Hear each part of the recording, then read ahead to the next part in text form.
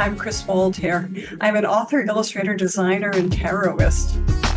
In this video, I'll be talking about writer's block and solutions in general, along with ways you can incorporate tarot cards to help. When it comes to writer's block, tarot can help us untangle whatever's tripping us up, cut past overthinking brains, which is my special bugaboo, and quicken inspiration, because who couldn't use more inspiration?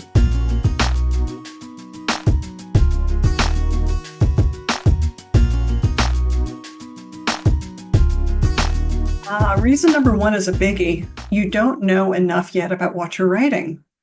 Now, bear in mind that depending on how your mind works as a writer, you may not need to know a lot to get started, especially if you're a pantser, meaning that you like to write in a sort of discovery writing kind of way.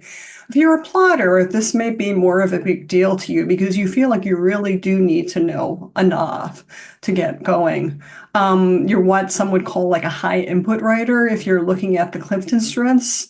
I'm this way. I like to do a lot of research before and stuff, but after a certain point, you're never going to know enough.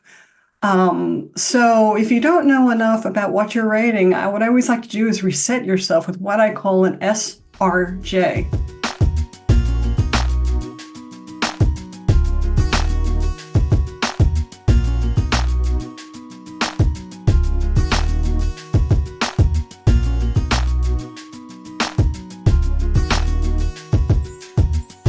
So the first step in the SRJ, step away from your manuscript, which sounds counterintuitive. If you have writer's block, aren't you supposed to sort of like beat your way through it and not give up? Doesn't really work that way. I find that from personal experience and others I know, the best thing you can do is give yourself a little space. Think of your relationship with your manuscript. It's like a relationship with a person. Sometimes you just need to let things settle. And when you do, as you let things settle, I like to take what I call a thinking walk. Luckily, where I live, there's a lot of great places to kind of, meander around. And I don't think necessarily directly about the manuscript and where I feel blocked. I just kind of let my brain empty out. I think of it that my brain is like a computer, that it just needs processing time. I'm sure you've all had this experience where you have a big file and you're trying to save it, or you're trying to do something, and you see the little round wheel going around and around, and there's nothing you can do but just wait for the computer, aka your brain, to settle. It really just needs processing time. Another thing you can do when you step away from your manuscript is do what I call flow activities to jog your brain. These are actions that you can take that usually involve repetitive motions, or things that kind of put you into a semi-hypnotic state, like driving is one. And also taking showers, baths, anything involving water usually does it to me. It's really strange, but you may have a different flow activity, and your flow activity may be watching Netflix and just letting it go to the next episode without stopping. That's fine too. The point is just to not think consciously about where you're blocked, to allow your brain, again, processing time.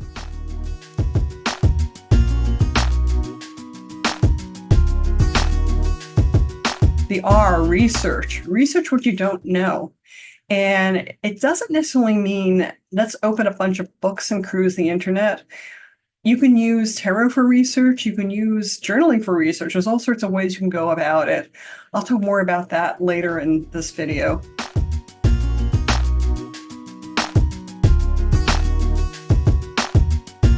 And finally, journal to go deeper. Try writing about your characters from their point of view. Describe the settings in your story. Brainstorm plot ideas. I'm a big fan of making lists, especially if you have a timer. Just set a timer for a minute or two and try to write down as many ideas as you have without pushing too hard. That's the key, is you don't want to push yourself too hard. Be very gentle with yourself. I'll share some tarot techniques for this later in the video that can help you go deeper in your journal. So again, SRJ.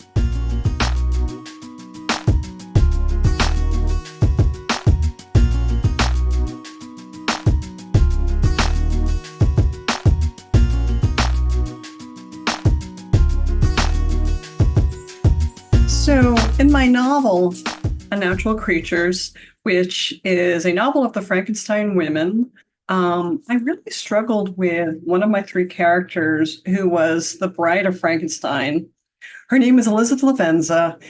And in Mary Shelley's novel, she's rather underwritten. And I think part of the reason why is because she functions as a reflection of Victor's narcissism.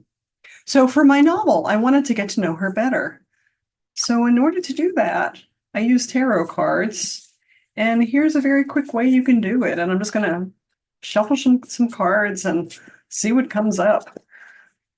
So the question I asked first is, what's your reason for marrying Victor? You can figure this out. And I'm just going to choose a card to show you how it could go. The Knight of Swords. That, to my mind, suggests that she felt that she couldn't because he was so forceful and that she was being swept away. And there was something that frightened her about him a little bit. So that's something that I definitely played up in my novel. So then my next question could be something as simple as, was there somebody else you wanted to marry, perhaps? And let's see what the cards say. And I have two jumpers. One is Temperance. And the second one I have is the Ace of Pentacles. So if she did want to marry somebody else, I think that she was looking for security by marrying the Frankensteins, because that this was a family that they very much took her in when she was a young orphan beggar. And Temperance is also, I think that perhaps she was attracted to somebody who was a little less tempestuous, shall we say. So that is a very brief example of how you can use tarot cards to explore a character. Just pull the cards, ask questions, see what they have to say.